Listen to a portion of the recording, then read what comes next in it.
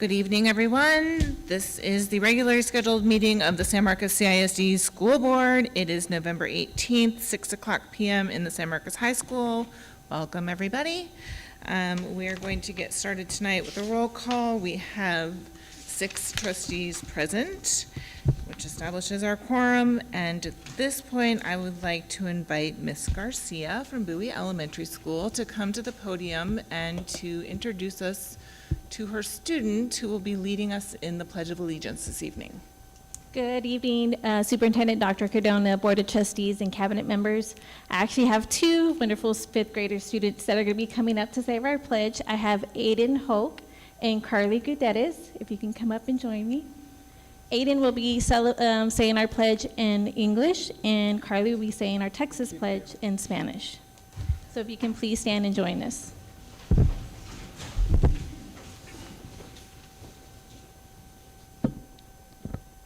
I pledge allegiance to the flag of the United States of America and to the republic for which it stands, one nation, under God, indivisible, with liberty and justice for all.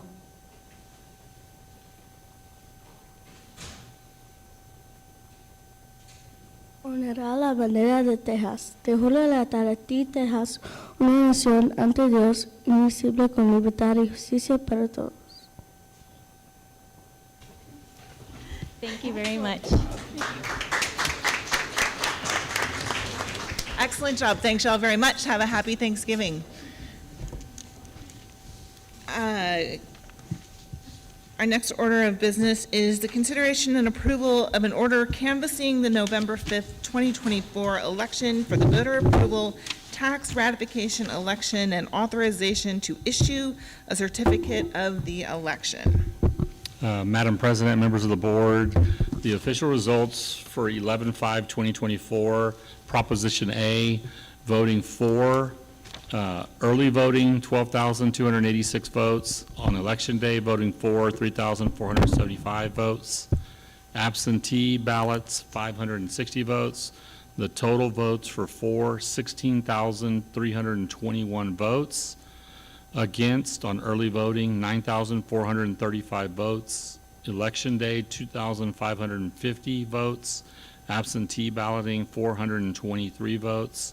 The total votes for against were 12,408, and that includes all 3 counties, Hays, Caldwell, and Guadalupe County. Is there a motion?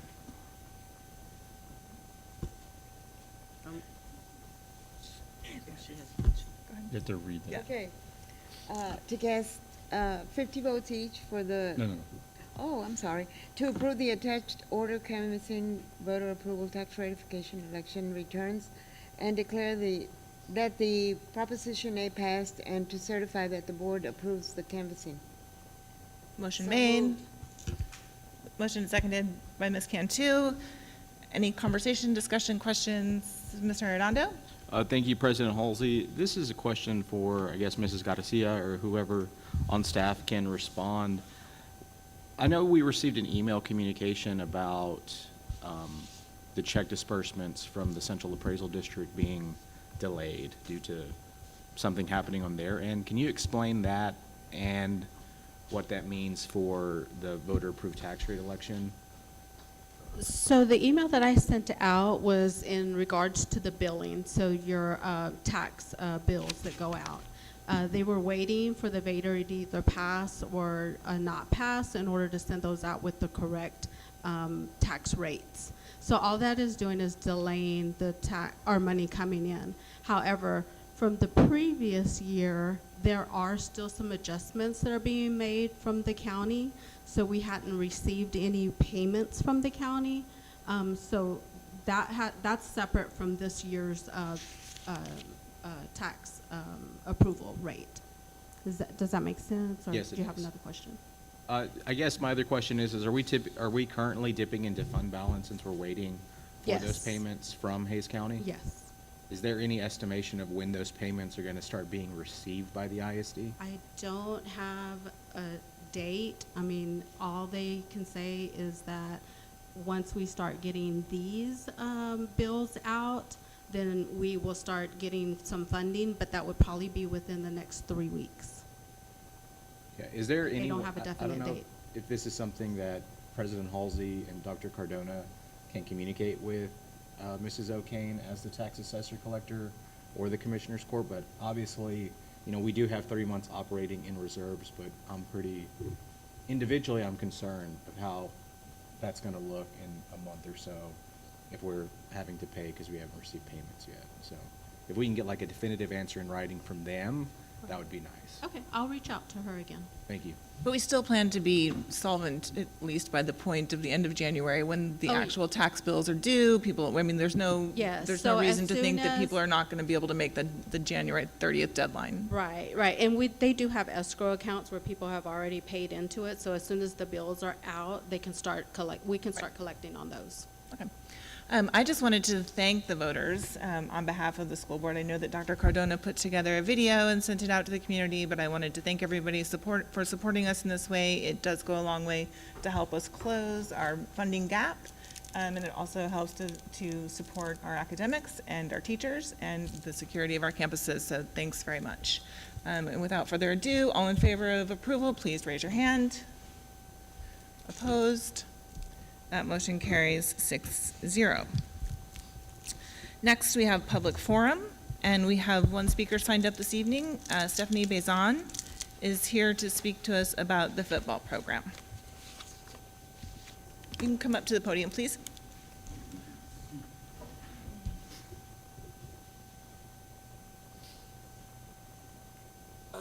Hello, I'm Stephanie Bazan. I was a 1991 graduate at SMHS.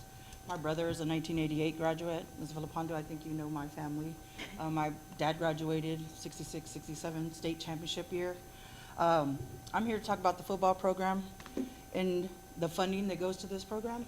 How are we funding a whole nother juniors team for kids that weren't recruited here? That's what I want to know. These kids have been given special favors, special team, a special Saturday travel team. Who pays for that? Our kids were sacrificed for 3 years. 3 years for these kids to come here, and our kids were treated and have been treated badly. And we're gonna keep coming back till we get some answers. We are now 2 losing seasons, and Coach Walsh still has his job. How is that? Our kids he has dismantled the football program here. The kids don't want to play. They're not proud of SMHS. I was proud to be a 1991 graduate. We didn't even win a game, but we were proud of our Rattler team. Very proud of our Rattler team. Kids came home crying after homecoming. He pulled kids. They were playing varsity that year on homecoming and switched them to play for our juniors team, underclassmen. He switched them. That was a game that we should have won. To watch my son come home crying, upset, mad, he's my only son, and I believe I've talked to a certain person off of the school board about what was done back then when it happened. He didn't recruit these kids, but these kids have had special favors here. And we're gonna keep coming back. I'm one part. My son's a senior, he's graduating. Other parents didn't want to come because they were afraid of being retaliated against. But I'm gonna keep coming back every school board and ask questions and bring stuff to the table so you guys can open your eyes. We elected y'all to watch over all of the kids here at SMHS. All of the kids, whether they were recruited or they're born here. All of our kids should be treated equally, all of them. And every time we have another school board meeting, I'm gonna come back and I'm gonna ask, why is Coach Walsh still part of SMHS? Thank you. Thank you.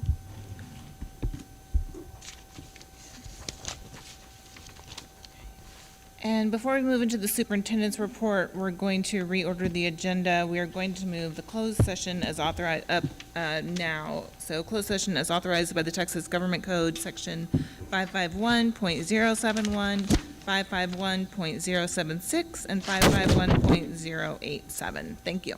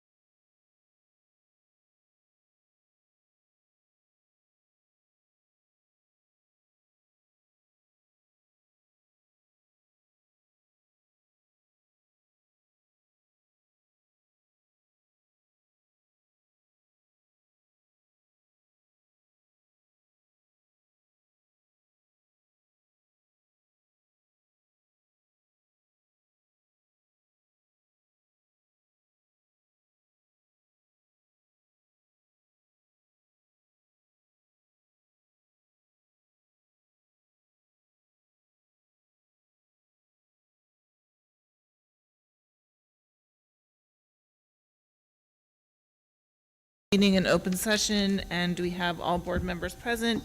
We're going to move directly into the superintendent's report. Dr. Cardona, please. Just a couple things, Madam President, members of the board. Recently, we had some teachers come back and get this fingerprinted trophy right here that represents the Texas Art Education Association District of Distinction. So just very quickly, the visual arts program submitted all materials to meet the criteria. This is recognizing our district fine arts programs. Over 1,200 districts and learning institutions across Texas were eligible to apply, and 96 districts across the state of Texas were awarded that met the high standards, and this is the honor, right? So kudos to our fine arts people.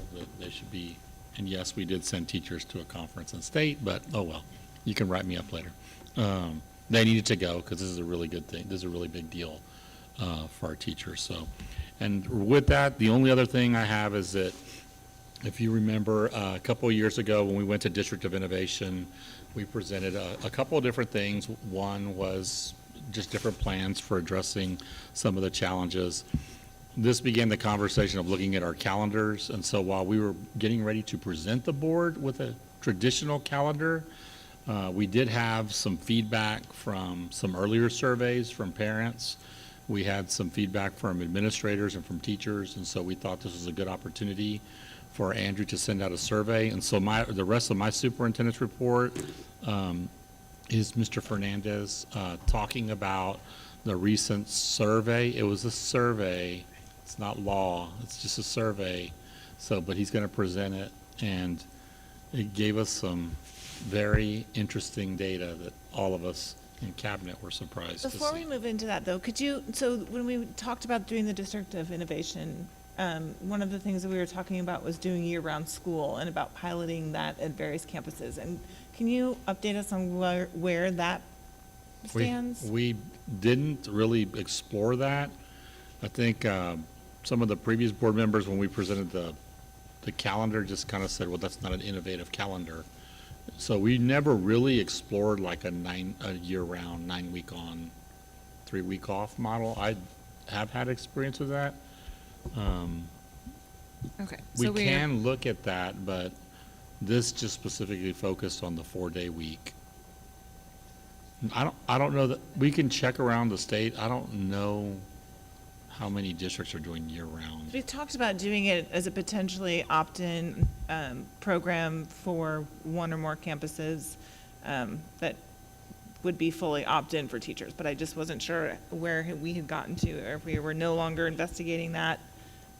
Yeah, I know as cabinet, we stopped, so we didn't really look at it, so. Okay. I'll do some research while Okay. the rest of the team does other stuff. Mr. Fernandez. All right. Good evening, Board of Trustees. Just some timeline for you and for anyone who's watching. So 2 weeks ago, we sent out an academic calendar, and it included a draft of what an academic calendar would look like that mirrors an academic calendar from this year. And so the feedback we received, a common theme was a 4-day school week. So we took that to our principals and said, hey, what do y'all think about a 4-day school week? And said, well, let's ask our community. And so what we did was we sent out a survey last Monday, and the results are fantastic. Since I've been here, this is the largest response we've ever received. And so we received 5,307 unique total responses. And so on the left-hand side is the numerical breakdown by parents, students, staff members, and community members. So right under 2,800 for parents, right under 1,400 of students. And so how we got so many students to participate, the high school and our middle schools put QR codes on the screen for our students to participate in this survey. So we're proud of that number. 952 staff members and 179 community members. And so on the right-hand side, you'll see the percentage based on the total response. So about 52% of the 5,300 were parents, 26% students, 18 staff, and then 3.6 community members. Can you hold it for a question? Yes, ma'am. Thank you, President Halsey. Mr. Fernandez, is there overlap between the percentage of parents surveyed and the percentage of staff, or is that 18% unique staff members that are not parents in the ISD? So there's some that overlap. Yes, sir. Do we know what that overlap is? Dang, I thought I prepared everything, but I didn't get that number. So I can go back and do the research Okay. on that one. Then that'd be the first thing for tonight. Absolutely. And so, first question that was asked was, are you in favor of a 4-day school week if childcare was provided on that 5th day? So we had 4,506 vote for, so yes, they are in favor of a 4-day school week, which was equivalent to 84.9%, and then 801 against, which is equivalent to 15.1% that voted no for a 4-day school week. So broken down in favor of the 4-day week, and again, there might be some overlapping with parents and staff, but 76.9% of parents were in favor of a 4-day school week, 90.5% of staff were in favor of a 4-day school week, and then 87.3% of students were in favor of the 4-day school week. Again, this is just based on the responses that were provided. The third question on there was, what day would you prefer to have off? Either a Monday off, so a Tuesday, Friday schedule, or a Friday off, Monday through Thursday schedule. So 71.6 were in favor of having the Friday off, a Monday through Thursday school week.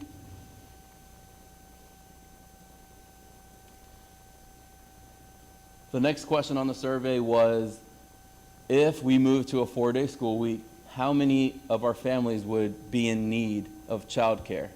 And so there's roughly around 3,300 parents that responded to this particular question.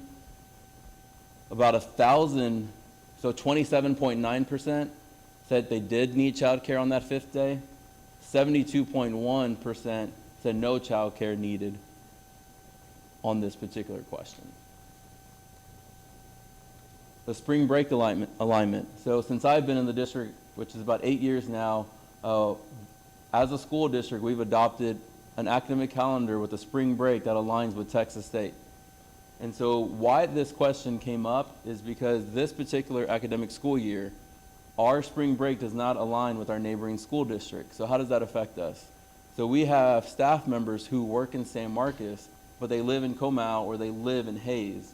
And so they have students who go to those schools in Hayes and Comau. So their spring breaks don't align. So that's childcare for our staff that was taken into consideration for this particular question. And so we've had a lot of feedback this year on the misalignment of our spring break this year with our local neighboring school district. So that's why this question was asked, just to get a better feel of what our community actually needs. And you could tell the split between the community with this particular question. 59.5% prefer to have our spring break align with neighboring school districts, and then 40.5% prefer to have our spring break align with Texas State University. So that's all the numbers from the survey. What we did want to share with the community is that this is the very, very, very early stages of if we were to implement something like this. We wanted to gauge the community, see how they felt about a 4-day school week. There's still a lot of questions that, as a staff, we need to answer. Number one priority, obviously, is academic performance. How are school districts that have adopted a 4-day school week, how have they progressed or how have they digressed? And so that's something we've looked into. Childcare and staffing, those are key topics that we are going to go back to the drawing board and research and find all the answers that we possibly can, find all the pros, all the cons, create a FAQ for our students, our families, and our staff. And then if this is something we want to pursue, we send out another survey. This is not the end-all, be-all. We're not going to make a decision based off the percentages. We just wanted to gauge the interest of our community and then move forward. Questions? Comments, but no questions. Comments, questions? Ms. Kane? I think it's a worthy pursuit given the percentages for sure. I know I have had more questions about this than anything else since coming on the board. But I'm wondering if it is already too late for us to really do the necessary research and planning that we would have to do to implement it in 2025 effectively. So we have, I think for us as a cabinet, we have a meeting with Terrell ISD tomorrow afternoon, and that's going to be the first question we ask them, right? Like, how long did it take for you to implement something like this? What are some of the FAQs that you can give to us, and where can we start? What's the foundation? But again, we just wanted to gauge the interest, and then it's a learning process for us as well. We'll just go down the row. Mr. Shanks? I'll refrain from making any comments at this time. Ms. Villapondo? I have no preference. Ms. Lopez? Oh, come back to me. I don't know, I think it's very interesting. I mean, I'm a little sad that it's not one of my kids were in school here. But as you know, as long as we're still taking care of our hourly employees, I think that's really important to see how that's going to shake out for them. Absolutely, and the first thing we want to share with our staff is they will see no pay decrease. This is not a cost-saving opportunity where we're going to cut hours or cut staff in any way. That's not what we're looking at all. So we want to be clear with that. Awesome, I think that's super important for them to understand. Absolutely. I have that same concern with regard to our hourly. If you're not working on a Friday, then that would provide less pay for them, wouldn't it? So there's many different models, right? It's not necessarily a day off for staff. Terrell ISD, they do planning days for their teachers one Friday a month, right? So it allows them to plan for the following week. There's so many different models that different districts have implemented. It's what we see is best based on the feedback from other school districts and our community. So is this projected as any kind of a budget-saving project? That's definitely a question we're asking other school districts, but if we turn the lights off and turn the air down a little bit, an extra day, it could, but no transportation on one extra day, that's a cost savings, but is that the main reason we do this? Absolutely not. But if we can save some money along the way, that's great, but that's not our main focus. My other question is with regard to instruction. So any of the school districts, have you already asked or checked or done any search on their sites to see how their instructional outcomes were affected by a 4-day work week versus, a 4-day school week versus a 5-day? Yeah, so it's mixed reviews from different districts, and so that's something we're going to research even more. But just right off the top of the question we asked other districts, it's been mixed. Some have seen progress, and some have not seen progress. Okay. And the length of the school day, how many hours would that be added to on the 4-day school week? That's a great question. So right now, we would see an increase of probably around 30 minutes for elementary, middle school, and high school. And so we would be strategic with that if we do implement this. It wouldn't be 30 in the front, 30 in the back end. It would, 15 front, 15 back. So it's not such of an impact. But this is, like I said, there's still conversations we have to have with transportation, child nutrition. How is this going to affect an operations standpoint of the whole district?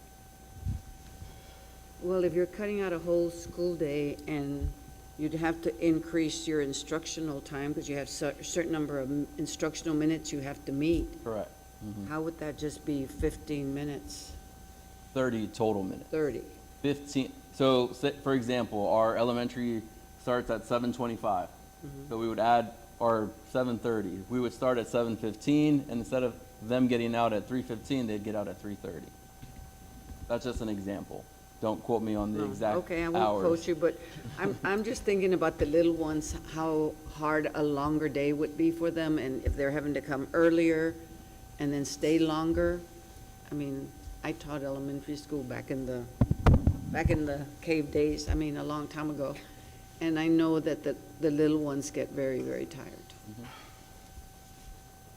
I'm sorry, I need to add one thing, just another question, I guess, and I don't recall if we've talked about it too much, but my other concern is kids with the food insecurities. Mm-hmm. We're talking about breakfast and lunch on Fridays, and then, of course, I'm sure we would adjust with school fuel or other, organizations that send out food, but those kids that they get their hot meals here, how are we going to factor for that on that extra day?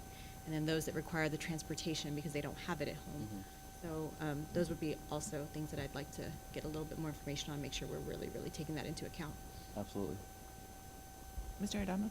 Thank you, President Halsey. So I'm going to try and make my remarks to where I'm not going to regret this in the morning after people watch tonight's meeting, but I've never been more vehemently against a proposal that's even been considered by the school district, and that is difficult to say.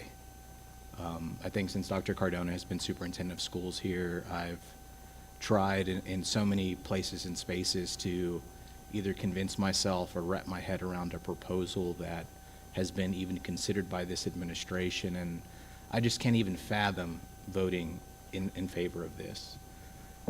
It concerns me on so many levels, not only just staff time being used currently to even explore this hypothetical. The comparison to Terrell ISD, which is 3 months into their first year of doing this type of schedule, which 3 months is not anywhere near enough data for me to be convinced that it would work there in that school district. I would need to see years of student achievement data to convince me that a 4-day week would be something that we should replicate here.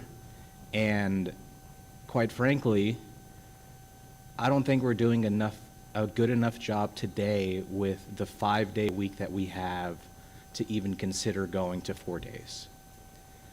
And to think that we're going to spend staff time devising a child care program for however X number of families is, again, just, quite frankly, in my opinion, a gross misuse of resources. Like, I don't know who in this committee is going to be the child care team and what that looks like and what staff are going to be allocated to that, but we have math and reading and writing scores that need to be addressed, and again, it is like I'm disappointed and frustrated that I have to kind of bare my soul up here tonight of these concerns, and I get that we want to be innovative and I get that we want to do things differently. I just don't think we're doing enough of a good job with what we have to change it in such a drastic way. And even when it comes to the survey, and not to come after the folks who put out the survey, but to ask students would they want a 4 or 5 day school week, I mean, come on, of course we're going to say 4 days, right? I mean, I was a high school kid once. Yeah, I want a 3-day weekend. I'm a kid. Asking teachers, do you want to work 4 days or 5 days without a pay cut? Asking any employee if I could work less for the same amount of money. I'm going to say yes. Ask my boss. Yeah, I want to work for 4 days. Again, I just think there are so many unknowns to this that I would hope that my colleagues on this board would encourage staff to put this on ice and focus on the task at hand, which is the academic challenges that the school district faces. And the last little dig that I'll get is asking teachers and staff who have children in other school districts what their preferred spring break is the last thing on my mind. If their children were enrolled in San Marcos, I might have a different opinion on that. But to say that, you know, yes, you work here and that's great and I appreciate that, but we want to amend our academic calendar to be of more convenience to you as your children are enrolled elsewhere, that is the last thing, personally, on my priority list of when we schedule spring break. So I appreciate this exercise. I appreciate the staff members who have worked so diligently to bring this forward, but I mean, I want to be honest and transparent where I am on this 4-day week. And I get that the survey results are overwhelmingly in favor of a 4-day week.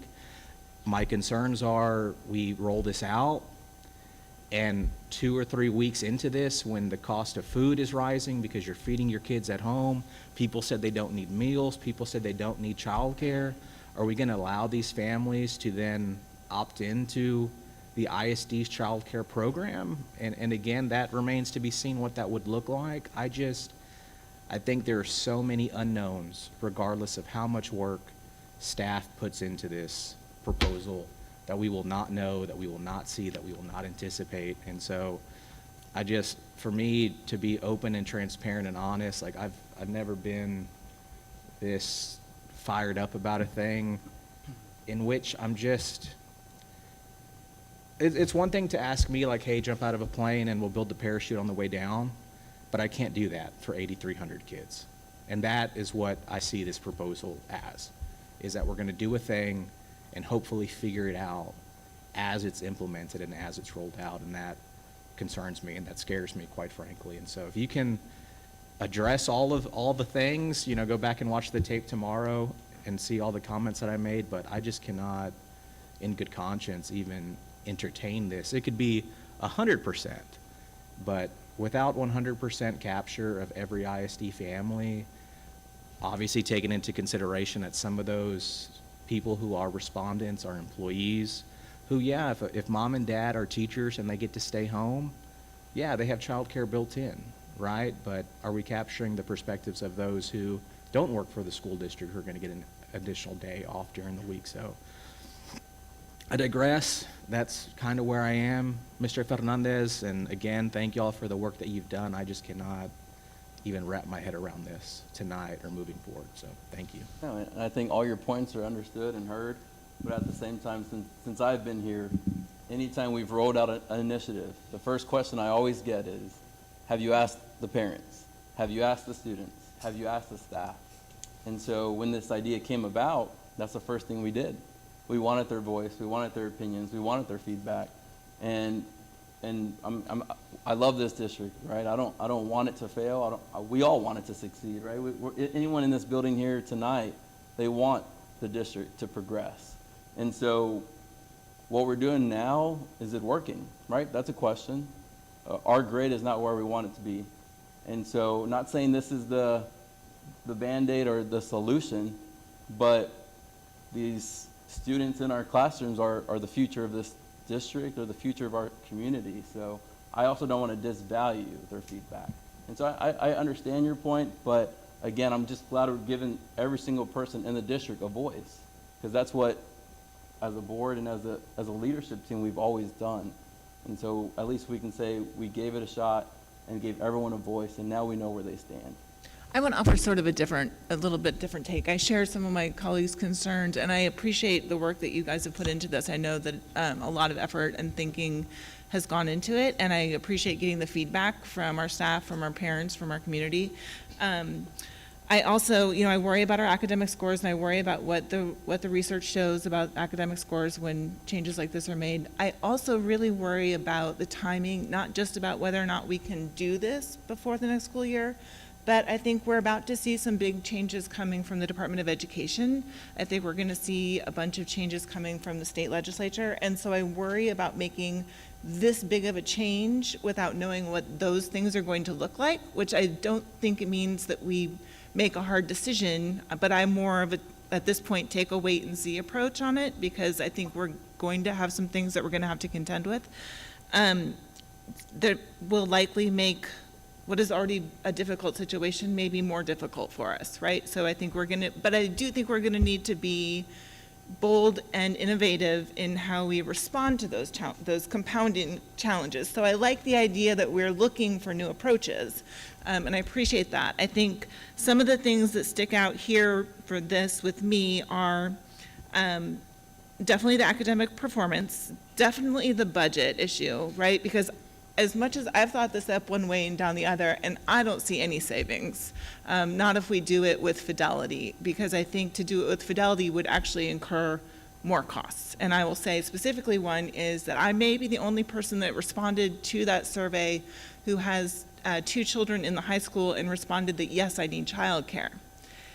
And the reason is because that was the only option that was given to me. Do you need childcare? Yes, or do you not need childcare? No. And my children are old enough to be able to take care of themselves and stay at home, but my children do not need 1 more minute on a device watching TikTok, right? They really don't. I mean, I think that's why we've taken cell phones out of the schools and why we see that that's working and having positive ramifications with our kids, right? And so the idea that we're going to have a whole host of children, and I can find something else for my kids to do, but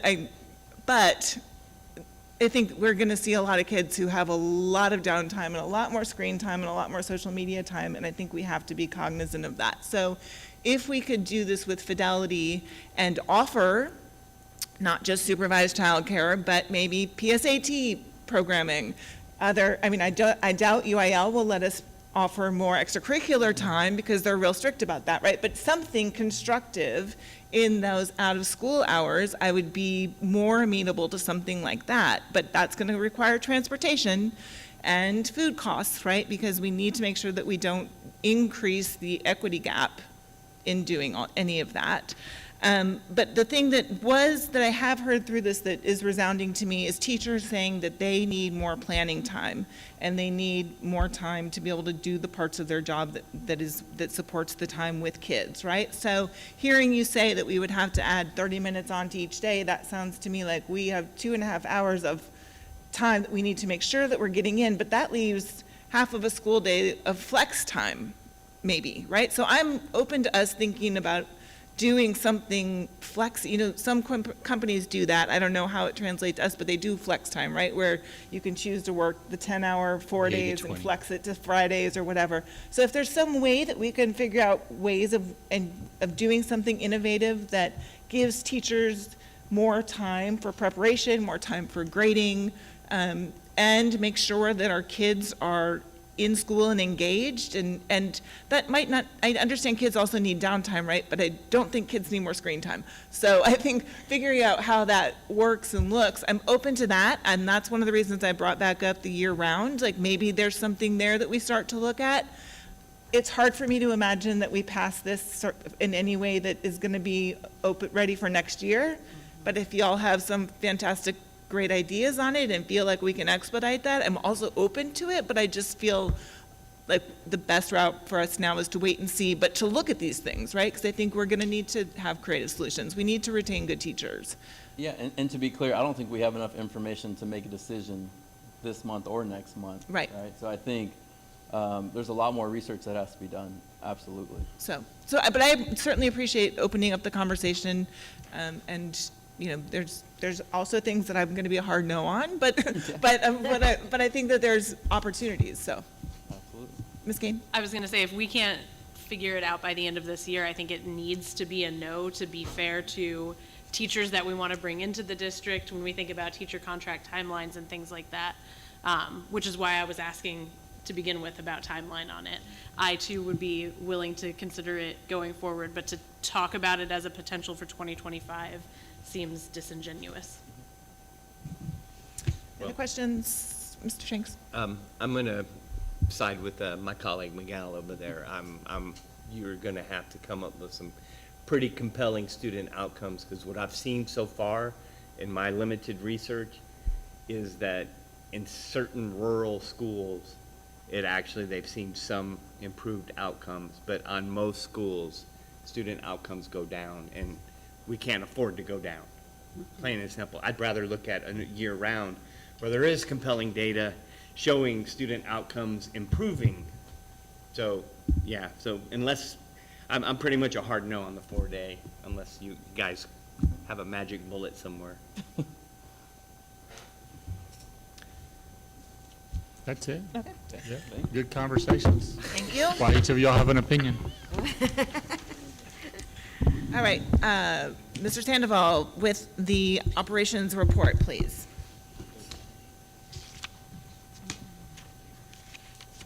So good evening, President Halsey, Board of Trustees, Dr. Cardona. Tonight, we are going to talk about the Natatorium. We've got our partner Stantec here, Suresh Magadugu.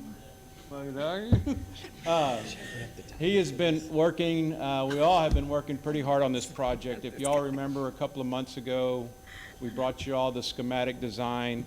We went and did the estimate, and I think we were about $6-7 million over budget. So we went back to the drawing board. I think what we have in front of y'all is, you guys are gonna like it. I know we like it a lot. So I'm gonna have Suresh present that to you. There is an action item this evening that y'all will vote on, and that's to accept the design development. And then that goes to the next step where we'll get the contractor to actually do a hard estimate and bring that back to y'all for approval. So, Suresh. Good evening, everyone. So this design has been revised to fit in within the budget that we've submitted the design development drawings to the general contractor. They came up with an estimate. We're still slightly over, but we have a meeting tomorrow. We have some ideas to bring it. We're really close to the budget. So one of the major things that you are going to see is that this design is going to be more open air, and eventually, I mean, budget is not allowing us to put any garage doors for now, but eventually we will keep the provisions so that you can add the garage doors eventually and then enclose it. We're going to have heat, the pool will be heated, and it has, let me, as I go through it, so it's still located on the north of the existing high school. That is the location, and the parking will be added as part of the high school renovations, and you'll have additional parking there that'll serve the building. Sorry. So this is the site plan. Fortunately, we do have that change in the grade, so it gives a nice entry plaza at the higher level, and then around at the back of the building is the student entry. So we do have 2 levels. One is the concourse and the bleachers level, and then the actual pool level. So this is the floor plan. The pool is a 25-yard standard stretch pool, and it has 5 warming, shallower warm-up lanes, and it'll have a bulkhead that can be moved to accommodate for the water polo. The pool level, we have coaches' offices, medical office, lockers, the storage and laundry, mechanical, and the pump rooms. It's a very simple design that accommodates all the programmatic needs, and we still have all the programmatic needs that we had in the other design. On the higher level, you could see there's a concourse that can be used for dry exercises, and also have seating that seats about 150 people, and you have individual occupied restrooms that'll serve that seating area. So this is the new front entry, that'll be the public entrance. And as I said, it's naturally ventilated. You could see the clear story. That's where the hot air will rise, and you still keep everything pretty comfortable. This is another view of it. This is the back where you have fence and it's open, and that's where we can go back and add garage doors at a later date.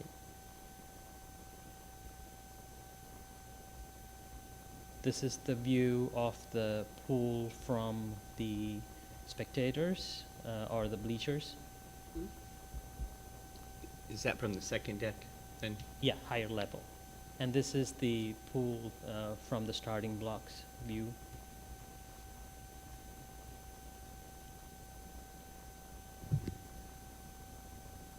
The finishes are going to be mostly, most of the areas that are exposed would be brushed, broomed concrete, so I have a nice simple finish, and it has good surface friction for people walking with wet foot. And all of the other finishes are, we have tile in the locker rooms, and we have rubber flooring that is very durable in the coach's office, and most of those finishes are pretty neutral with a little splash of color. As you can see, some tile, accent tiles that gives a pop to the interiors.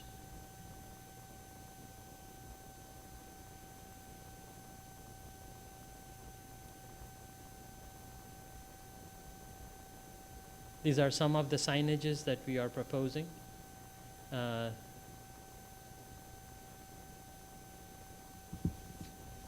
The lockers would be all phenolic so that you don't have any issues with moisture and deterioration.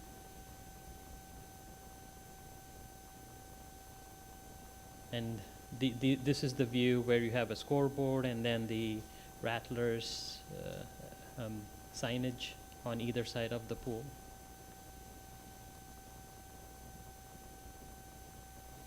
So that's the new design.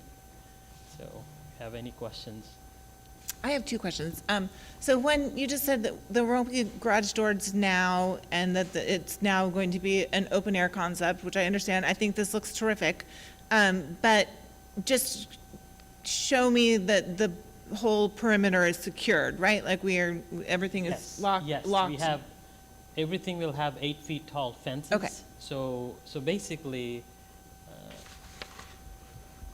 so you can see here, you have that openings, that's where the garage doors will go later.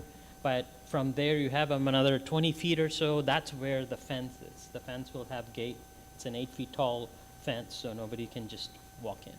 Yeah, I would want to make sure that it is as secure as possible. I don't know if 8 feet is enough. I want to make sure we're not presenting a challenge to people to try to climb the fence to get into the pool area. You know, pools are notorious for being broken into at night swimming. So I just want to make sure that we are taking that into consideration, that there's 8 feet is the fence that the state requires for pools that are used by the public. okay. So that's the standard that okay. they So that was they're my first. following. Okay, and my second question is, are there other districts around us that have open air concept pools like this? So Eanes ISD, Westlake has the open air concept. With the garage doors. They have garage doors, yeah, you're right. Alamo Heights is fully conditioned space. There's one in Round Rock, fully conditioned space. The concept that we're following is Houston, somewhere in the Houston area. Lamar Consolidated. They have, exactly, they have a concept like we're proposing this evening. Thanks. Other questions? So you're thinking of putting garage doors later on? We'll have the ability to do that. We can even do it if we find savings within the project. Once we get into construction, we'll be able to do that. It'll be an alternate, so we'll have a price, we'll know what it is, but we will construct it so that we can add them in the future if we wanted to do that. Were there any other major features that had to be dropped to cover that 7 million deficit that we're doing something similar that if we get the money later on, we could add in? Or Nothing, it was really the conditioned space was the most expensive. It was important for us to have the size of the pool that we wanted, what we told the public we were gonna do for the younger kids. The shallow end, as we described it, because we do want elementary school students and everybody to learn water safety. So we kept the size of the pool, and that was a must for us. But other than the air-conditioned space, little stuff here and there, finishes, Gotcha. a lot of behind the scenes. And the pool is going to be heated as well, so in the winter it can be used. So. Thanks for approaching this project creatively and making it work. We appreciate that, so thank you. Thanks for the opportunity. We're grateful for the opportunity. And now Ms. Garcia with our financial report, please.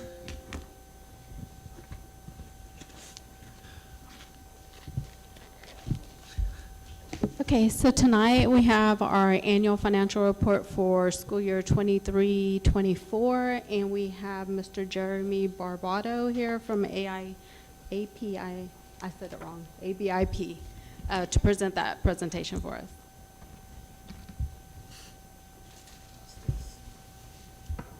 She got my last name right, which is always a challenge.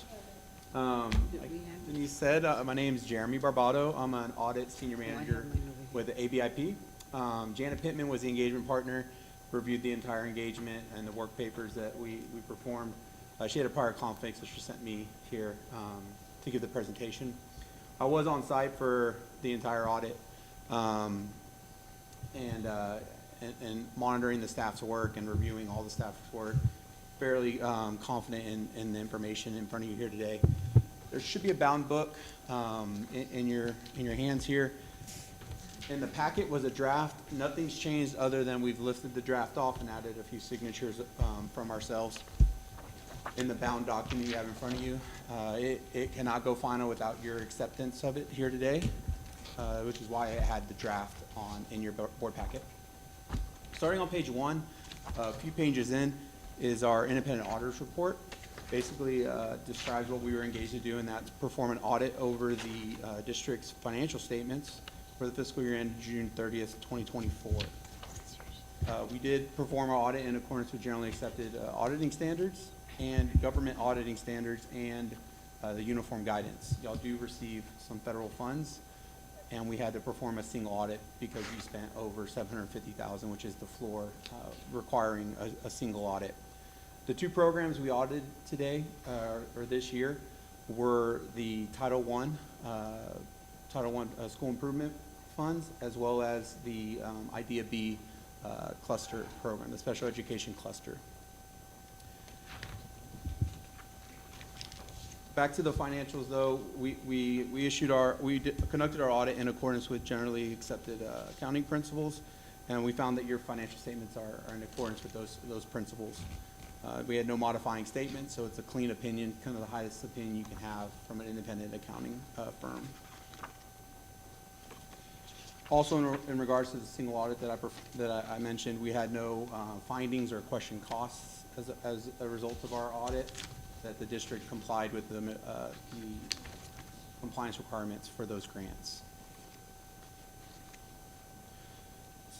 Turning to page 15, I'll go over some financial highlights for the district for the fiscal year June 30th, 2024. This is a required presentation to be in compliance with generally accepted accounting principles. It's not how the district budgets, but it is required as part of the financial report. It's basically all your funds smashed together into one column. So it's all your activity for the whole fiscal year and then converted to account for your long-term assets and long-term debt. Total net position for the entire district was $80.9 million. Most of your assets was in your cash and fixed assets. Cash made up about $242 million in cash and cash equivalents, roughly 45% of your total assets. So a good liquid health of the organization. Total liabilities was $436 million. A lot of that was in your bonds and your net pension liability and OPEB liability that you had at the end of the fiscal year. Turning on page 16 is your income statement or your statement of activities for the entire fiscal year. $142 million in expenses for the fiscal year across all your funds. That's up about $11 million from last year's $132 million. Revenues stayed pretty consistent at $142 million, bringing your overall net change in net position of $764,000 decrease. Going to your fund levels, which is what y'all manage on a month-to-month basis, and the district manages day-to-day. Focusing just on the major funds, which is your general fund, debt service fund, and capital projects fund. Your balance sheet for the fiscal year, we had $55 million in the general fund assets. Of that, $48 million is in cash. So again, heavy liquidity for the fund. Total fund balance at the bottom for the general fund was $41.9 million in total. 37.2 is unassigned and not restricted for future use. That is roughly 4.5 months of operating reserves. That's down from last year. Last year we had about 7 months in operating reserves. I'll go over those changes in the next slide there. But the $41.9 million is the decrease of about $17.9 million in the general fund. The debt service fund, which is restricted for your debt service payments, and the monies brought in are from your property taxes and state aid. You had $24.5 million, and most of that's in your cash for the fiscal year. Capital projects fund was your other major fund. This year we did have cash of $166 million. There are some unspent bond proceeds from your new bond issuance. Your total fund balance, which is restricted for those bond projects, it was $164.7 million at the end of the year, which is an increase of $162 million, which we'll go over on the next slide here, or on the next page, sorry. Page 19 This is your statement of revenues, expenditures, and changes in fund balance. General fund brought in $80 million in revenues across all its funding sources, and it spent $98.1 million. Again, that's a decrease of $17.9 million into fund balance. Debt service fund brought in $31.6 million, and its debt service requirements was 29.8, so an increase of about 1.8 million in operating reserves. Capital projects fund brought in 7.9 million in primarily interest earnings, and that's because you passed the bonds at the beginning of the year, and it's been sitting in some pools, investment pools. Our total expenditures for the year was 13.4. And then down at the bottom where you have your other financing sources, there's the $150 million bond that we passed during the fiscal year, bringing your net change of $162 million in the capital projects fund. The rest of the financial statements is really footnotes and other required schedules to be presented. I wasn't going to cover those here today unless there was something that piqued your interest as you reviewed this. Questions? Thank you very much. Thank you. Great job to Ms. Garcia and her office. And another stellar report. Now, when the state decides to do their job and give us, anyway. I will refrain from making further comment. Let's move on to approval of the consent agenda item. We're going to have to take these separately. We're going to need to do the minutes separate. So why don't we just take everything separate? Scratch the consent. First, we'll do item AA, which will be approval of minutes for the regular scheduled board meeting on October 21st, 2024. Is there a motion to approve? I'll make that motion to approve. Motion made by Ms. Cantu, Second. seconded by Ms. Kane. Any questions? All in favor, please raise your hand. 7-0. The second is, I'd like a motion to approve the special board meeting minutes on November 4th, 2024. So moved. Moved by Ms. Kane, Second. seconded by Ms. Lopez. Questions? All in favor, please raise your hand. That's 1, 2, 3, 4, 5. 5-0. Are you abstaining? Abstaining. Okay. And then consider approval of the quarterly financial and annual investment report. Are those as presented? No.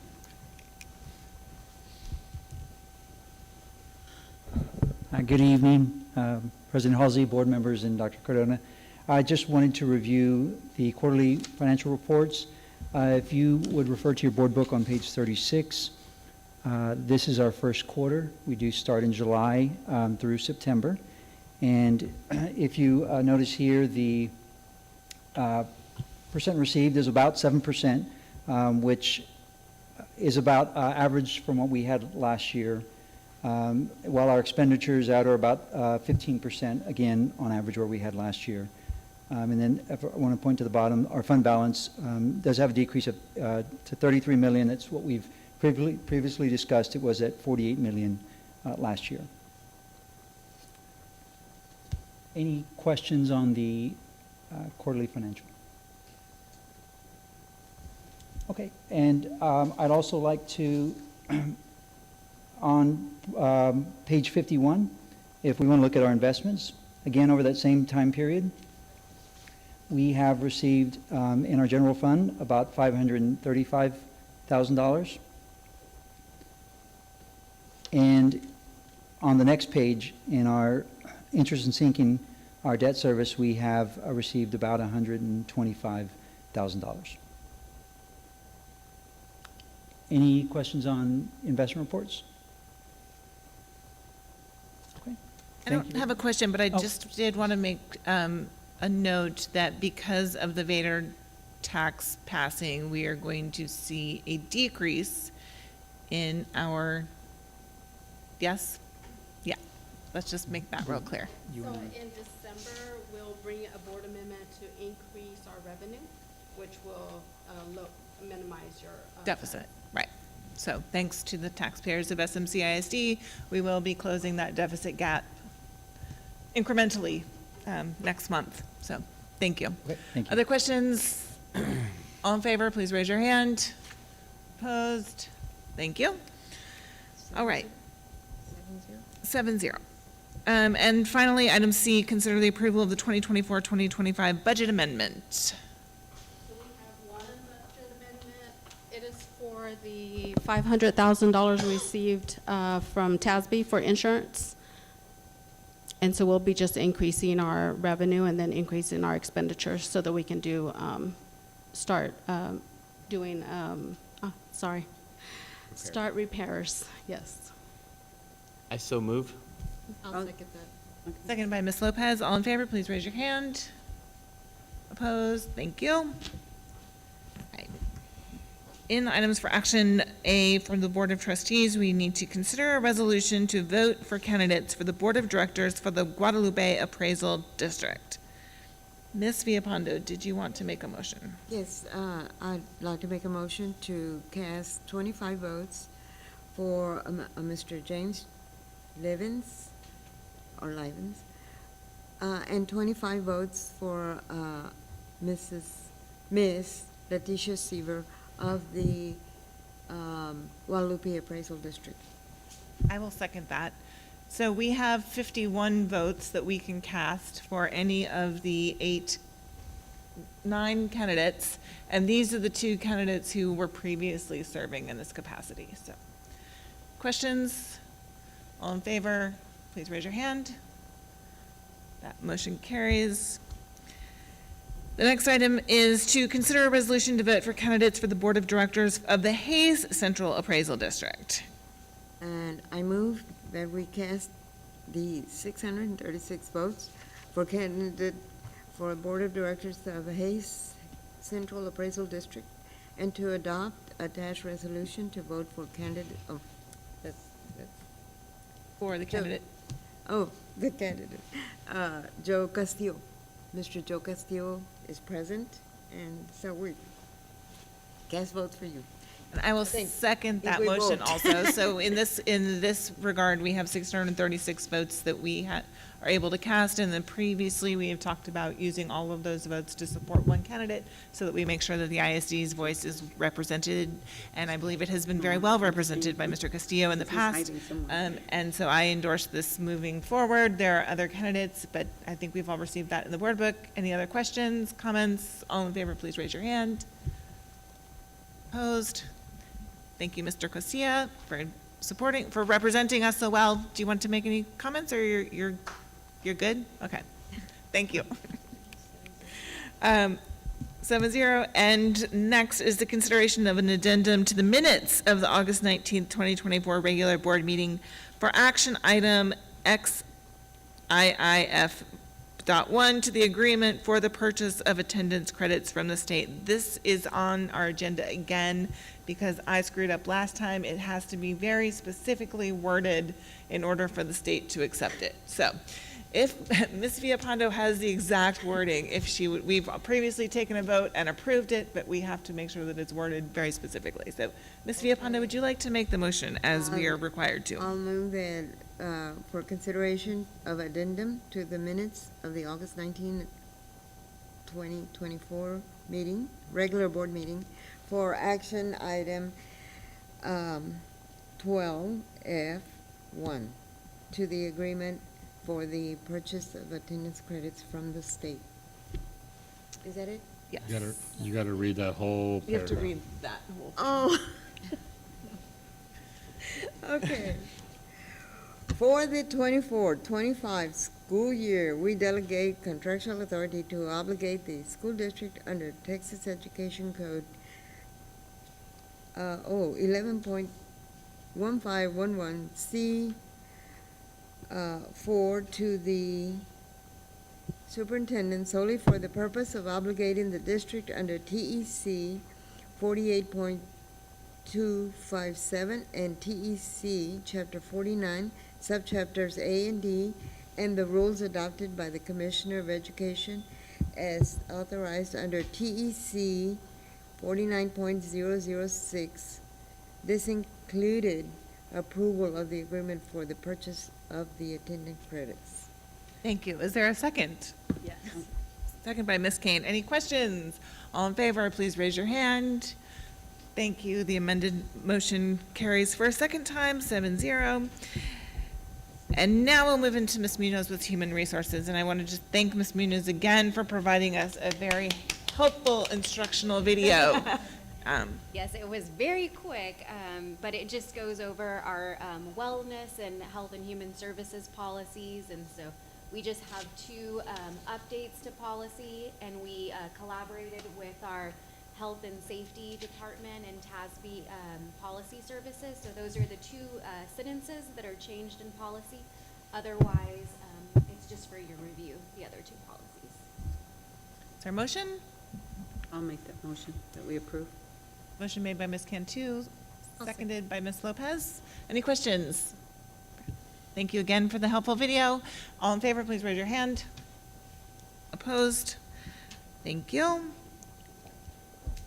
And we now go to the action item for a consideration and possible action on the architect's proposed design development for the 2023 Bond Natatorium project. I so move that we approve the 2023 Bond Natatorium project. I'll second. Any further questions? All in favor, please raise your hand. All opposed? Thank you. That motion also carries 7-0. Now we need to consider the approval of the 2024 Comprehensive Financial Report, either as presented or with amendments. Any motion on said item? I move that we approve as presented. I'll second that. Second by Ms. Lopez, motion made by Mr. Shanks. Any questions? It's okay. That's okay. You can. All in favor, please raise your hand. That motion carries 7-0. And I don't think we had resumed after closed session, but there is nothing coming out of closed session that I believe we need to take action on. I so move that we adjourn. Second. Motion made by Mr. Shanks, seconded by Mr. Arredondo. All in favor, please raise your hand. Thank you. Thanks, everybody. Have a wonderful, happy Thanksgiving. Stay safe and be well and enjoy your time with your friends and your family. And Thank you. enjoy your birthday, Ms. Halsey. Halsey has a birthday. She does. 35 now, Ms. Halsey? She likes Again.